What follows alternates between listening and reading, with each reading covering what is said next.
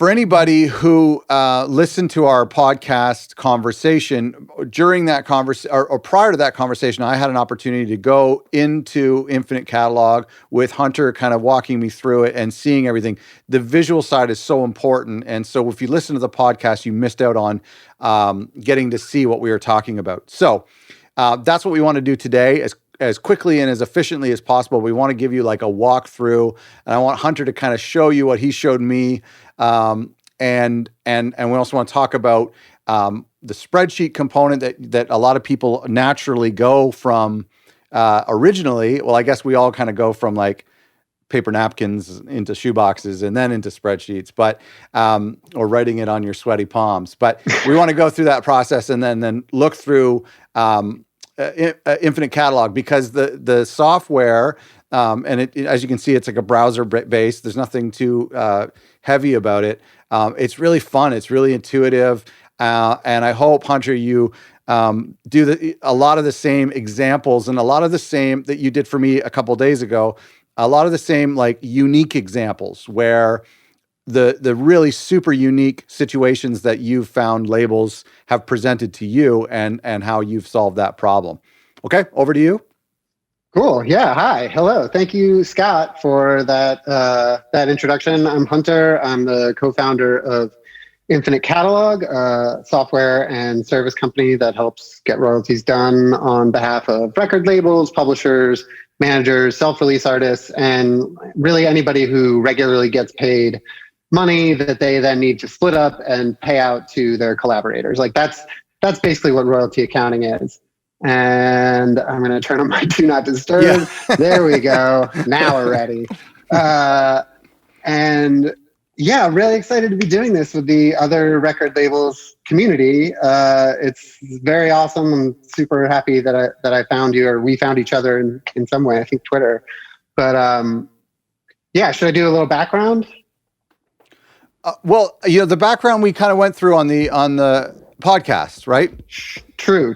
Yeah. So let's just dive into some visuals. Sure. Let's just dive right in. I kind of wanted to start by showing folks how it tends to work in spreadsheets, or how I used to do it in spreadsheets, and how you can totally still do it in spreadsheets, because spreadsheets are an amazing tool. They, you can get pretty far with spreadsheets. And Hunter, forgive me for interrupting you, but I just want to kind of advocate for the viewer. But like when you say spreadsheets, like I'm noticing that these are Google Sheets. So this isn't even like the paid version of Excel. This is just the free Google. Totally. That's awesome. Yeah. I mean, when I started doing royalty accounting, this is how, like, for myself, and then eventually for other people who started hiring me to do it, I did it in spreadsheets. I did it in primarily Google Sheets with, a lot of assistance from Excel. Right. And using them in concert. I like Google Sheets a lot because you can, easily share it and collaborate on it. And Excel's still pretty clunky when it comes to that kind of stuff. But Google Sheets is also a lot slower, especially if you're talking about like massive chunks of data, which we definitely are, or hopefully are, depending on how well your catalog's doing. Yeah. You can get really far in spreadsheets. And I come from a DIY background. Like, I want to, support the DIY community and definitely want to, let people know that you can do this in spreadsheets. You don't need a fancy software to do it. There are definitely things that you can't do in spreadsheets, and there is a ceiling that you sort of naturally hit. But you can do it in spreadsheets, and we're going to figure out how to share this template with the community. This is a very basic version of my old template that I used to use. I don't really use anymore. And then this is a finished version, or an example finished version with 2 records, and we're tracking all of the income and expenses, and we've got our data in deeper tabs, and that's what all this comes from. Wow. Typically, when you're doing in spreadsheets, you're doing a lot of copy pasting of giant chunks of data that you've used filters or however you've summed the data in some way. I always recommend people include raw data in the spreadsheets themselves, so there's never any question of like, where did this number come from? But that is one of the ceilings that you eventually hit, because the data is a lot with streaming, and this became more of an issue over the 10 years that I've been doing it. At first, it wasn't really as big of a deal, and by the end, if the label's big enough, you kind of can't even do it in this way. So Right. it's a great way to get started, and if you ever do, decide that you want to upgrade, or you just hit the wall on what you can do in a spreadsheet, then you're going to want to upgrade to some kind of software, some kind of system, and Infinite Catalog is exactly that. And we spent the last couple of years building it out, rolling it out to my existing customers first, and they were kind of like the beta test group. And then now we're starting to like open the doors and let new people in, and new people are signing up pretty regularly, and it's been pretty exciting. So this is Infinite Catalog. This is the dashboard. This is where you land when you log in. Should I do a little my show us kind of stuff? Yeah, show us a demo, like what somebody with like a small indie label, how they would maybe manage one of their artists and all of their catalog. Sure. Yeah. I mean, that's me. I am also a small indie label. Most of this data is data from my label that's been like very slightly altered so that it's not exactly real, but it's still pretty real because it's just easier that way. And yeah, this is where you land when you log in. You've got some nice colorful graphs and a quick jump menu to jump back to wherever you were. So this is the labels dashboard, all of the artists, or just one artist? It is the labels dashboard. It is in this example. Though we really stress the term catalog because it's most of our customers are record labels, but we also have publishers. We also have management companies that are just administering catalog on behalf of their artists, whether it's master or publishing. And kind of like I was saying at the top, like this is built for the music industry because that's where I come from and that's where the greatest need is. But this really can work for anything. Like this can work for your t-shirt company where you want to pay all the designers, 50% of the net profit. Yeah. Like this works for that too. So yeah, we kind of try to stress this term catalog. Because it can be anything. It can be a record label, but it can also be other stuff. And yeah, this is where you land when you log in, and you can see some stuff over time, including some what we like to call light analytics, which you'll see kind of peppered throughout the site. We're not an analytics company. That's kind of a whole other kind of software. But because royalty accounting is so tied up with data, we are in charge. We ingest a lot of data, we parse a lot of data, and so we do try to surface some analytics where we think it's interesting or makes sense. And indeed, that's where you get a lot of the benefits of a system like this, as opposed to a spreadsheet, where when you're looking at a spreadsheet, you're only really looking at this like very siloed snapshot of just this artist or just this time period or whatever. And you can't really see the big picture, which always frustrated me when I was doing it this way. So Infinite Catalog, because it's a SQL database system, that lets you look at stuff over time outside of the frame of a specific statement or an accounting period. Well, the other interesting thing is artists will get a statement weekly from or monthly from Spotify, with their Spotify stats, and weekly from Apple Music with their Apple Music stats. And then Bandcamp is now doing it monthly, or they can log in. And so what's interesting about this is that it's very rare for an artist to get all of that compiled. So we might think, well, we have one song on a playlist in Spotify, so that one song is our most popular song. But when you compile Amazon Music and you compile Bandcamp and everything together, you get a clearer picture of saying, here's our catalog, and throughout everything, this is the song that people are resonating with the most, or whatnot. Yeah, absolutely. And that is exactly what this kind of a system affords you, where you can see, which release is the bigger release, over a length of time. And then you can actually drill down and look at just that release. Like if you just want to see like, how's this one record doing, outside of the silo of a statement or a specific period, you can do that with a system like Infinite Catalog. And you can go down a level further, look at a track, and just see like how's that one track doing. Which retailers, which platforms is it doing the best on, and that is the kind of thing that you really just cannot get with spreadsheets. The granularity and the ability to like really drill down into the data itself. So one of the things that if I was a label, I am, and thinking about porting my accounting over to you, which I also am thinking about, and I would be a little bit stressed about how arduous that first transfer of information is. So could you, I don't want to speak out of turn here if we're going to go in a different direction, but could you maybe talk about how we would begin to ingest our catalog into a system? Sure, yeah. That is actually exactly where I was going next. Well anticipated. I'm just reading your script. And actually, whoops, I wanted to delete this. But I guess, yeah, I'll just delete it anyway. It won't make a difference here. But yeah, so the way that we build your catalog, and I can just jump to the catalog manager, which is how you are able to sort of visualize the picture of your entire catalog and which records are assigned to which artists and what contracts, and whether there are track contracts and stuff like this, which we can get into a little bit later. But yeah, that's really cool.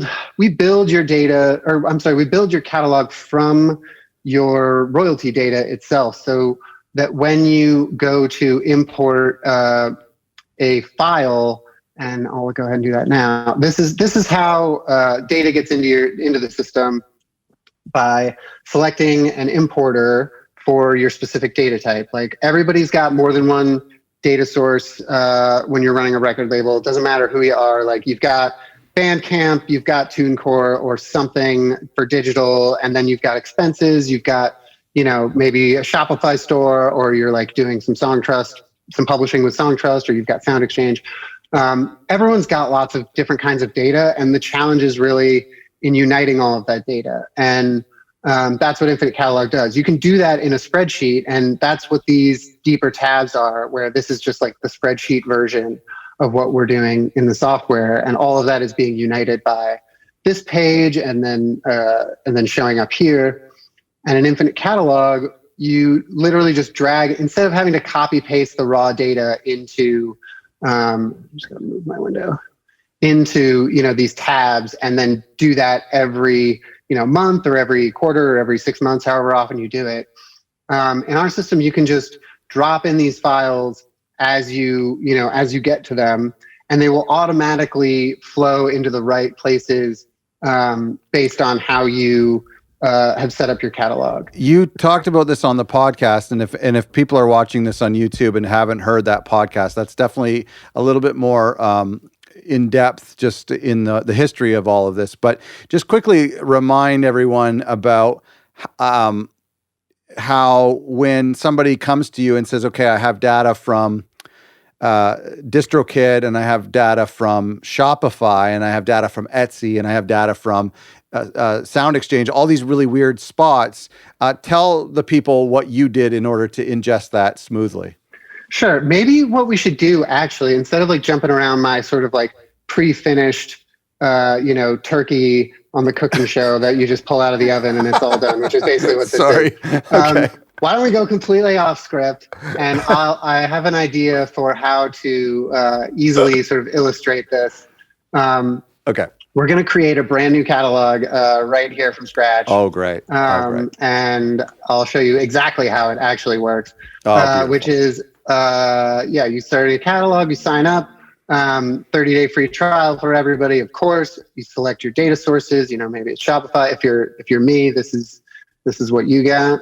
And you can, we have hundreds of different data sources that we support, and we add new ones basically every week on demand as our customers need them. That's incredible. So that if, you have a data source that we've never seen before, we want to help you get that data in as quickly and easily as possible. So we basically build these importers on demand for any of these distributors. This is what we've already got, but we build new ones all the time. And if you've got one that we've never seen before, we will build it. We'll build it for you. Even if you don't ever sign up, our position is that if you're just the first guy through the door with the data, then we want to build it. And if you don't sign up, somebody else will, and then we'll already have it. Yeah.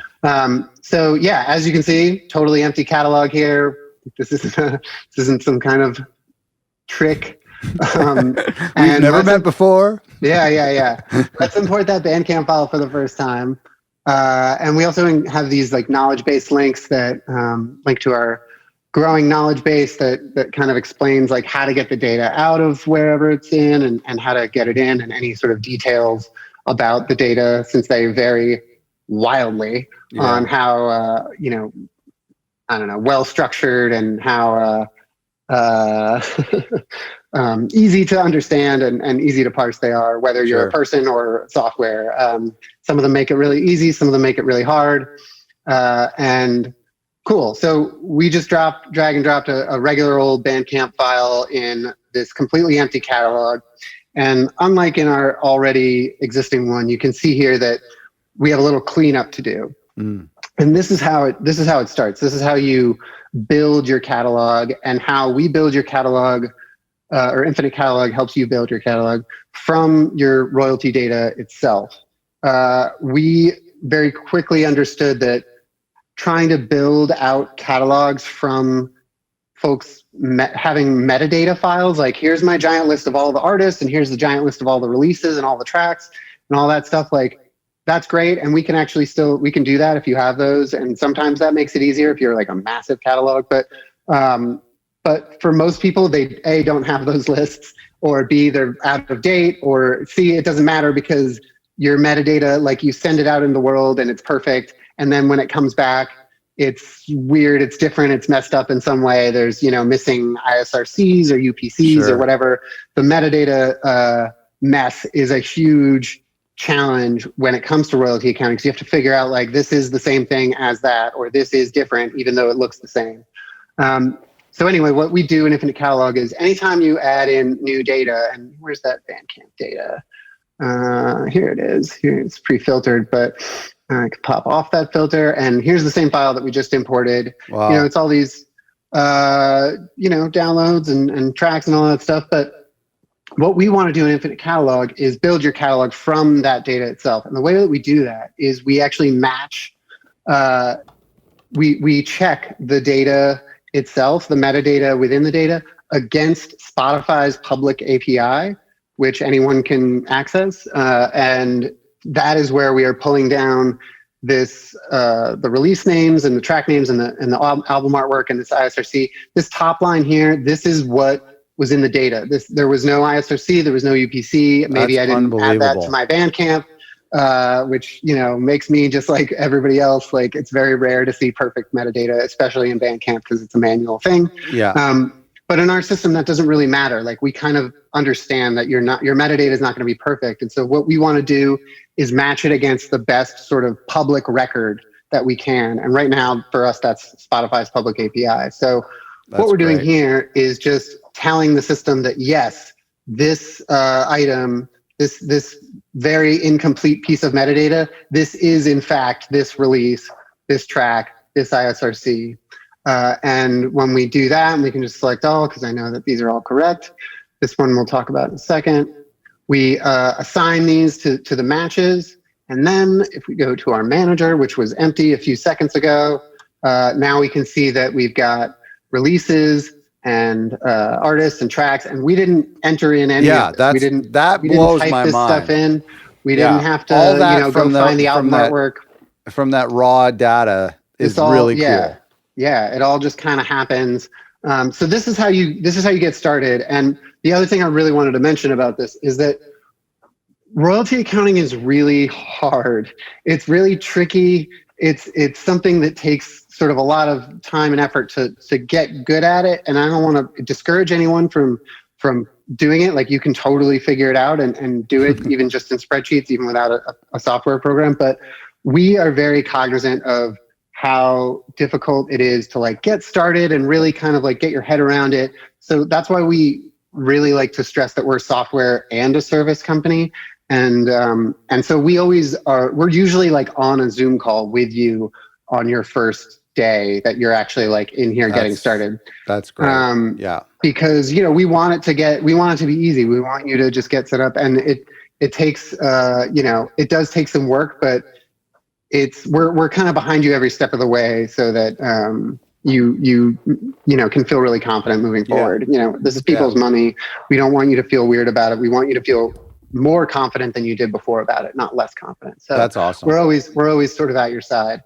And yeah, I guess we can just go ahead with this new version of this video, which is to build this catalog, because it does help illustrate a lot of how it works in Infinite Catalog, which you can probably tell here. Like, how do we, like, it looks like we want to assign these contracts. We'll maybe skip the item stuff for now, but creating contracts in Infinite Catalog is super easy. Our whole system is built around net profit share, which is kind of, I don't want to say it's unique, because there's definitely other software out there that does this. But we definitely built it for net profit share from day one, which really simplifies things quite a bit. And, we built this for the indie community. We did not build this for major labels or people who are, emulating major label style deals where there are, a million carve outs and territory deductions and packaging deductions and all that crazy stuff. Like, we can support a lot of that in our thing, with some, fancy, just sort of like net profit tricks basically. But 98% of what we do is net profit share. And we are very like proud of that. And that's what we, really want to cater towards. We don't want to cater towards the old school, like antiquated way that we feel like is sort of on the way out, and we want to cater to the new way. So, so most of our customers have, do what's called 50-50 deals, and myself included.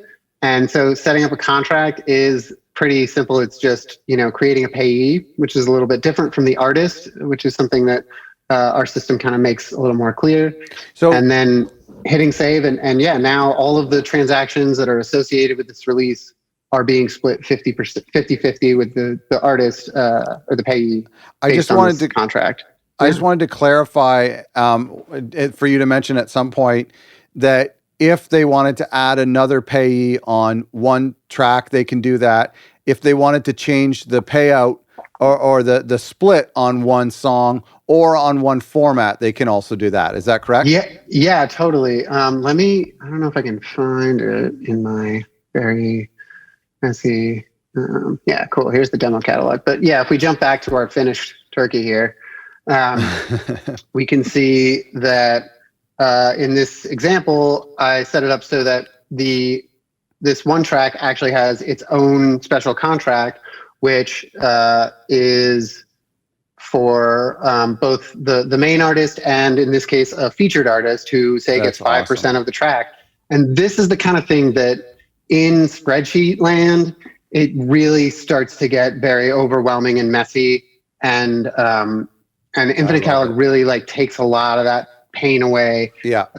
And that's not to say that you can't do your whole thing in spreadsheets. Like, you totally can. It's just that you're going to be a little bit limited in what you're going to want to, like, what kind of deals you can sign artists to.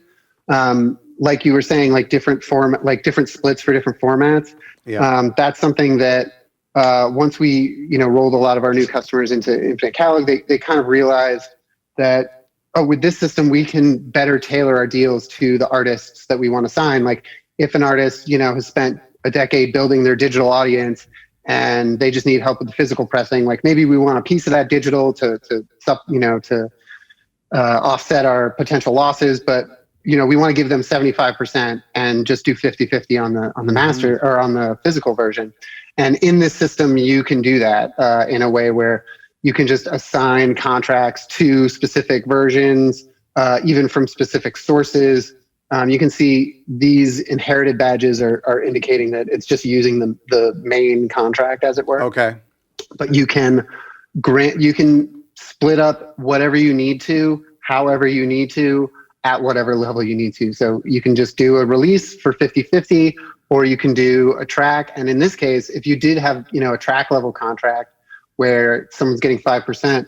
The record deal itself, or for this one specific record, would actually, the split wouldn't be 50%. The featured artist should get a share of like a full album download or a physical sale, and this is that prorated split to account for the fact that they get 5% of that. And yeah, again, this is the kind of thing that just in this version, like it's really easy to do 50-50, but when you're trying to do that level of and it actually kind of discourages being generous, and it discourages making those offers to say, hey, listen, I know you only played guitar on this track, but I want to give you 2% just as a thank you. You know what I mean? Like it's almost not worth it to do that if you're doing it on your own or through spreadsheets. But this way you can do that as a nice gift. Yeah, totally. And like, just, you can still give somebody a flat fee in addition to, a percentage. Yeah. And, you can even do stuff like, capped at 1K, and then it reverts back to the band or something like that stuff. Very nice. You can do it in spreadsheets, but it's very hard to keep on top of, and doing it in Infinite Catalog a lot easier. Including, item level contracts, like, which is kind of what we were talking about with the different like splits for different versions or something, all the way down to an individual transaction, where if you needed to apply a specific split to what, any transaction, you can actually do that in the system, which is incredibly helpful. And actually, while we're here, I might as well show you another huge benefit of having everything in one place as opposed to siloed spreadsheets, which is when all of your data is in here, after you've added a lot of your data, you can really start to like slice and dice it and see what's going on and drill down. And an example I like to walk people through is like, say I just want to see like, where are my downloads coming from? Like, I want to filter all of these transactions, like every single transaction in my catalog down to just the downloads. And now I'm just looking at the downloads, and then I want to see, which retailer they're coming from, where they're coming from. And there it is. That's what databases can do for you. And here you can see, like in this example, it's like, oh, I was just on Bandcamp, and then I got a distribution deal and started selling it on, iTunes and Google and whatever. That's really cool. And you can view it by over time. There's a chart. There's a table version. You can get rid of the time and just see, the totals. You can copy the totals. You can copy the table. And then you can also share this with anybody who has access. Instead of exporting reports as like a PDF, which we were considering for a while, we realized it was a lot easier just to share the link. And then they can come in here and maybe they do want to see it, over time, and whoever you sent it to can do their own slicing and dicing. Very cool. And that's a key aspect of this. We kind of glossed over it a little in our search is pretty sweet too. Is that artists get access to this platform. It's controlled access. We don't want anybody to see something that's, incomplete or, not ready for them to see. So everything that you add is unpublished by default. But once you publish it, the artists get access, the payees get access, and can come in here and see all this stuff for themselves, which really like changes the relationship between the label or the catalog and the artist. Like, you're not just like keeping track of the money and paying it out correctly. You're providing access to all of the data and giving them the ability to come in here and slice and dice and drill down into a specific release or track or whatever, and really understand it for themselves, including the ability to export transactions. I think it's good for the label. The label should want their artists to come in here and to show them how organized they are and how they're using a great system like this. I feel like it would really instill a lot of trust in the artist. Yeah, exactly. Like it was such an eye opener when I was doing it in spreadsheets. Like I just included raw data just to kind of like cover my own ass, to be like, this is where it came from. Like I didn't make up these numbers. Yeah. You can see these are just formulas of the raw data in here. And I never got any pushback on like having the raw data be included as something that the artists then were, given access to essentially. But doing it in That's great. spreadsheets, like sharing all of that data, it quickly becomes overwhelming, and you're not really like, the artist isn't likely to come in here and like start, doing pivot tables with just this tab of data anyway. It's not really that helpful. It's more just like a transparency thing. But with this, it's both the transparency and giving them access to tools to understand their own finances as it relates to your label, at least. So the transaction view and the ability to slice and dice that stuff, like, it's great as the label or as the administrator of a catalog, but it's also something that the artists get, and that it can be really helpful for them to have. Like, maybe they notice something and they tell the label, and then the label takes an action, based on that. I want to get into the payee, like when we go to create a statement, and then I wanted to talk about payee access, but you've kind of already done that. Before that, or maybe before we end, I would love for you to show us any of the cool little features that, I mean, for me, I loved the, like any of your best kept secret features, but like one of the ones that I loved was the currency conversion, because I'm in Canada. And so when I receive American dollars, I may receive it in May, but I may not be paying out somebody until August.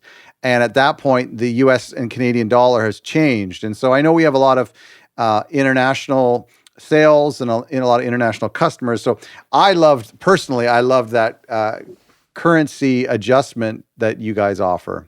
Cool. Yeah. Little bit of a pop question there. But I don't know if I have any international stuff in here, to be honest. Like, no, you don't have to show us. I just thought it was cool. Yeah. But yeah, well, I can just tell you, this is a little basically the podcast version, but yeah, basically we just look at the date of the transaction itself, or the system does, and it checks the exchange rate on that day. That's and incredible. Does the exchange. And if it actually was a different exchange rate, maybe the Orchard or whoever you're getting paid from in a foreign currency, they use a different exchange rate thing or whatever. You can still back it in. You can still just say, no, actually it was this was the exchange rate for this, this month. That's so international cool. income, and it all happens automatically, but yeah, you can manually adjust it as needed. And yeah, where I definitely want to get to statements and like how all that happens, since that's the big sort of the main output here is still statements, like giving access and giving people these tools, like super cool, but the real the real bread and butter is still statements, is still giving people a record of like, this is how much money we took in, this is how much we spent, this is how much you're owed, and here's that money. Okay. I know I'm pissing you off, but I want to ask, hardly. Okay. So that we have the pay stuff and the building it, the final statement, but my fault. We skipped over at the beginning. Now that we have the catalog set up, what would it look like on a monthly basis, or quarterly, when the label goes to Bandcamp, logs into their Bandcamp, exports the past 30 days or 90 days data, downloads that CSV file, and does the same at CD Baby or does the same at DistroKid or however, and then they just plug it in like you showed us, and that's essentially all that they really have to do? Yeah. So that's actually I know I know how to build on that question. So yeah, the way that it works is you import all of your different data sources. In my label's case, that's these data sources. Okay. Do have a couple fun little tools to show you, make sure you don't miss a month, or, in the case of like a sound exchange, they don't pay you every month. So it's normal to see these gaps. Yep. And that is how the bulk of transactions get into the system. But there are also what we call manual transactions or additionals, which are, the back of napkin stuff. I paid this artist, $100 in cash at some point. And so those are the other main types of transactions that get in here. And this is how they get into the system either one at a time through this form here where you just, fill in the date and whether it was income or an expense or a transfer, which is kind of a fancy word for advances. And you can do that one at a time when if this just happened, I want to get it into the system and then I never have to think about it again. Or if you're like me, you can, here, actually, I'll go back to that period page. A period is any time frame that you want to create statements for. And a cool thing about our system is that you don't really have to do it on any specific schedule. You can do it monthly, you can do it quarterly, you can do it every 6 months. You can do all of the above in the same way, and they overlap where I want to pay, my highest priority payee gets paid every month. A couple other ones get paid quarterly, and, everybody else gets every 6 months. That is very annoying to do in spreadsheets because you have to disinclude data and yeah, you don't even want to try. But in a database system, not so bad. So yeah, you set up your period. And another huge thing about the system as opposed to spreadsheets is when you do it in spreadsheets, you're always doing it all in one big lump because updating these, monthly or as you go, like total nightmare. I don't think I've ever met a single person who did it that way. So what ends up happening is you never really know how much money you owe somebody until you're done, until the period is over and it's time to pay people. How much do I owe them? I just found out, literally. Like that's how it works. And, back in the day when I was doing it in spreadsheets, I would sometimes hand people, here's your digital stack of spreadsheets for your artists. And here's a little summary that shows you the totals, and they would be like, "Oh my God, I owe way more money than I expected. Right. I wish I hadn't just repressed that record or signed that new band or whatever." Yeah. And in our system, you can see the total amount that you owe develop in real time if you're adding your data regularly, which is such a huge advantage and such a difference and can make a huge difference for your cash flow. So these balances, these pay balances that you owe, they change as you add your data to the system. Like you can see this period is like we're right in the middle. It's April 30th right now. And we're in the middle of this period. So there's still, a few months to go, but we already have an idea of like where it's headed and how much we owe, even though we're right in the middle of the period.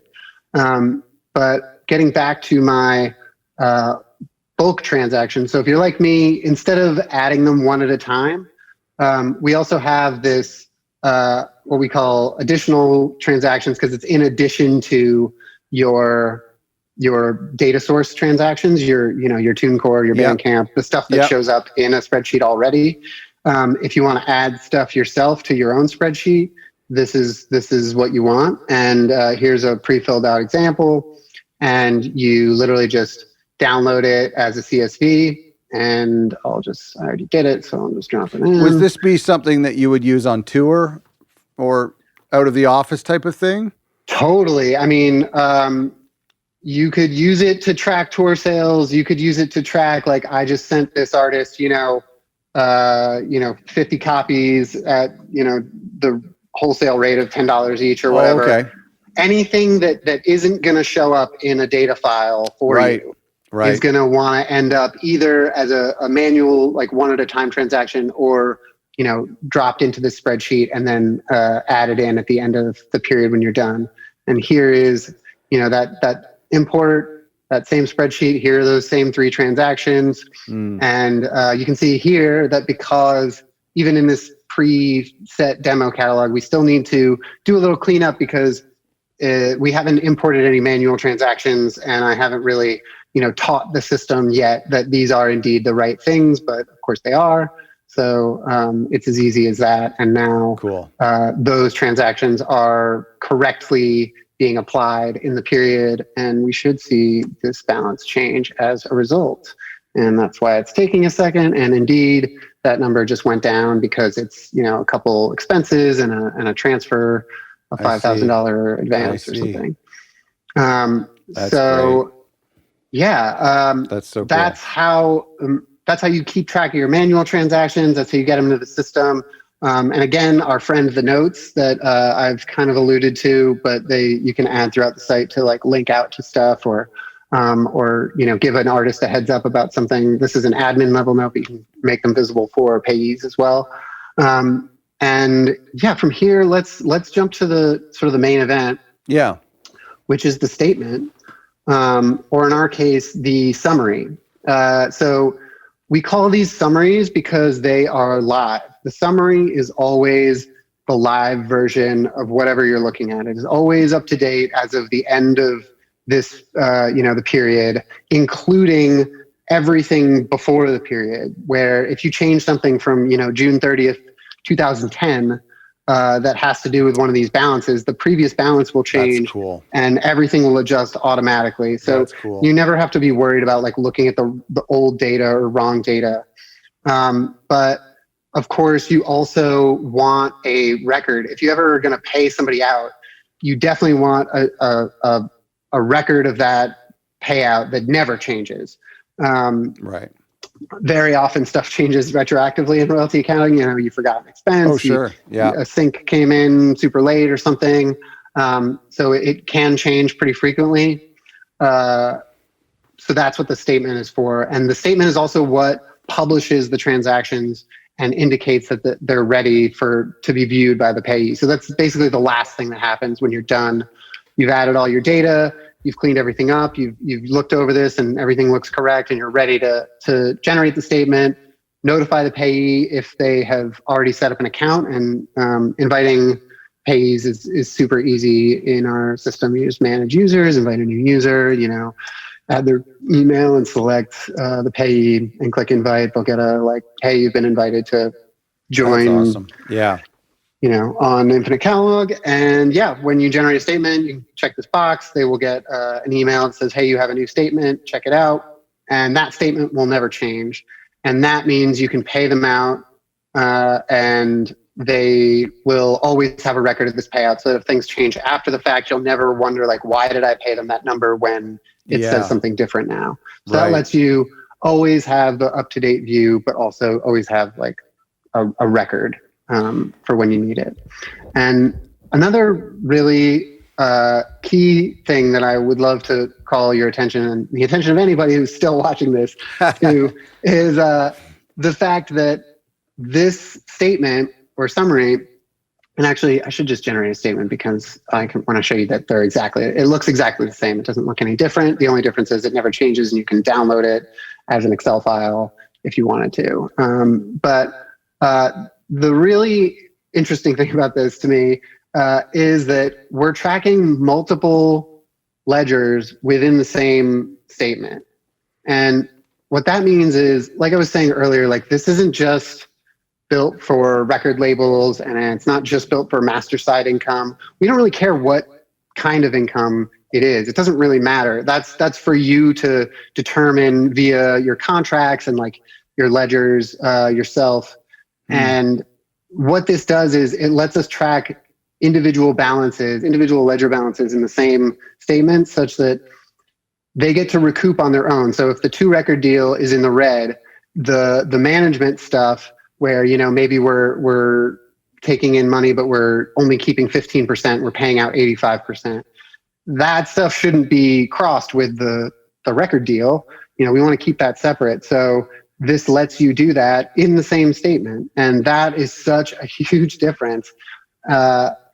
Everybody wears many hats these days. I have a label, but I also manage bands, including Mr. Transistor, which probably should have been explained at the beginning, which is why they're a very real, very awesome band, but also the example here.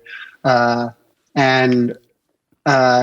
can track the management stuff, the publishing stuff, maybe merch is on a separate deal altogether. All of that stuff can get tracked together, but kept separate as appropriate. Yeah. And you can move stuff around, and these ledgers you can call them whatever you want. They don't. And you can make your own unique ledger. Exactly. You can change these in whatever way you want. You can put everything on one big ledger, whatever you want. That's very cool. And yeah, that is our summaries and statements.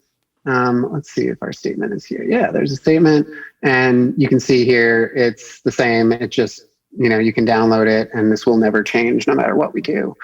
And yeah, the last place we like to show people is the payee dashboard.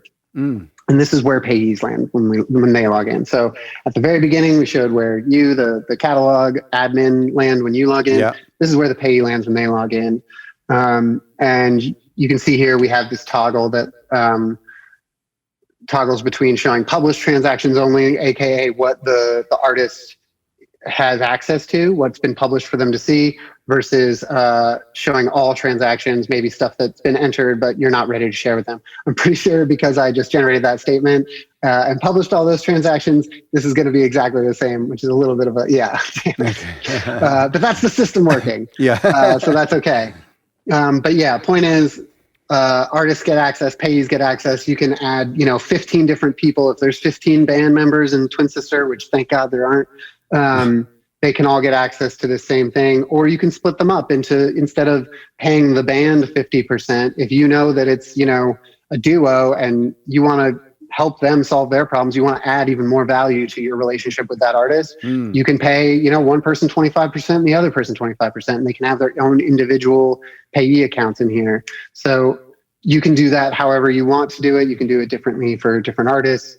But yeah, they get access to this. They get access to literally everything that you as the admin does, of course, but only that has to do with them. They obviously can't see any other artists stuff, good, of course. And yeah, they can export these all their transactions either by individual period or just in full with their splits and the payee share, resulting payee shares calculated, so that if you did just pay the band 50% and you hand it off to their business manager, and the business manager does God knows what with it from there.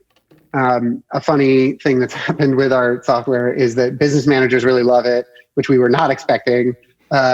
We kind of thought we were gonna get a little bit of flack from business managers because some of them handle this for their clients, but turns out business managers pretty much across the board hate doing royalty accounting. They're very happy to let it be taken off their plate.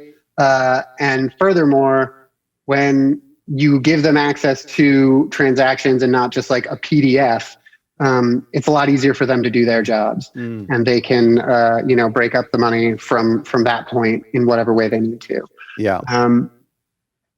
Yeah. I think it's great, man. Thank you so much for, letting me talk. Wow. I think what I love I think the best thing about this is how malleable it is with you there. So when somebody says, okay, this is great, but we have a really unique situation because of XYZ, then we can make those changes, or we can somehow adapt it so that it works. I think that is what I think is so cool about it, because like with any business, there's just so much variety.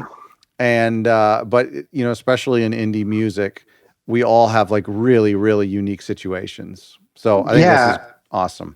I totally. And that is so ingrained in what we've built here, just because that was my experience doing it for, 20 record labels in Spreadsheets for, almost a decade, or, it was 20 labels by the end of the decade. But understanding that is why we're so service heavy. And so we will literally get on a Zoom and walk you through it and show you how to do stuff and answer your payees questions. If they have a question that we are, perfectly suited to answer, we're happy to do that. Cool.